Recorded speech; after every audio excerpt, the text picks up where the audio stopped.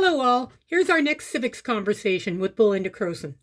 Today I want to talk a little bit more about service levels, but I want to do a bit of a thought exercise. What I'm going to go into doesn't necessarily mean I advocate for or against what I'm going to be talking about, and in some cases I'm going to play a bit of a devil's advocate. But when we look at some of these things, we need to do some very strategic thinking, and we need to question assumptions and standards and challenge the way things have been.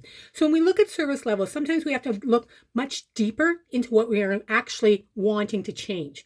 So I'm going to walk through a scenario. I'm going to do some pros and cons. Again, think of this as a thought exercise, just to think about some of the things we need to look at. And we need to think not only about base service levels, but about how community develops. So let's start with parks. When we're looking at parks, when I talk about changing service levels, a lot of people will respond with, mow less or water less, things like that. But what about if we actually challenge the assumptions and the standards about how many parks we even have, what kind of parks we have, where the parks are? Do we have enough parks in the city of Lethbridge? Too many? Not enough. What size should they be? Should we have just a lot of very large parks that people have to travel to? Should we have, as we do right now, a combination of small parks and large parks? And how many of each should we have? And what should be in those parks? Should we see a lot of playgrounds? Should we see a lot of sports fields? Should it be open space? Does it depend on where those parks are? And if we were to say we want fewer parks, what happens to the parks that we already have? Do we develop them for housing? Because we know we have a housing need.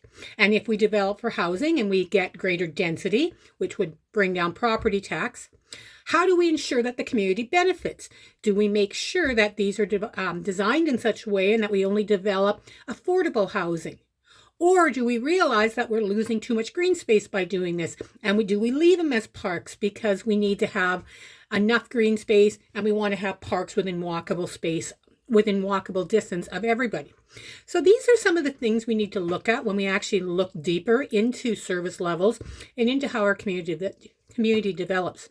Some of these conversations we will be having in the next while. The land use bylaw, which has been going on now for about 5 years, is one of those really deep conversations about how communities develop.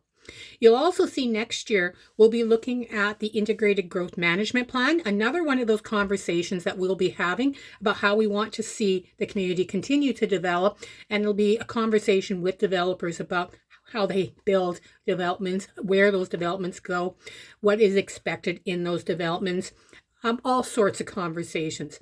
So when we're looking at service levels, sometimes we need to think about it, as I said, in those deeper concepts, because how the community develops will determine things like density, will determine things like taxes, because traditionally a more dense community has lower taxes because you don't have to have quite so many roads, you don't have to have services spread out.